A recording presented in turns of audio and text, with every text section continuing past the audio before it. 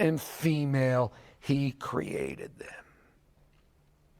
You know, in the biblical text, God created a fully formed human being from top to bottom.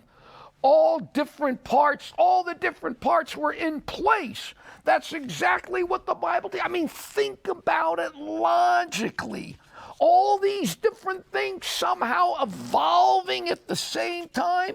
The heart evolving while blood's evolving, but the heart needs blood in order to work, okay? And the lungs evolving, but how does the lungs work without the heart and blood? And bones evolving, and the brains evolving, and the nerves evolving, and the skin evolving, and the human reproductive. What do you know? The male reproductive system evolved, and somewhere out there, the female reproductive system all evolved, and the liver, all this stuff evolving, none really knowing anything about the other, none have no consciousness whatsoever.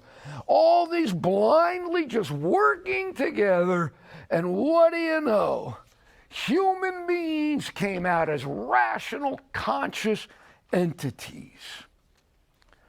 Instead, the Word of God reads, "And the Lord God formed man of the dust of the ground, and breathed into his nostrils the breath of life, and man became a living soul."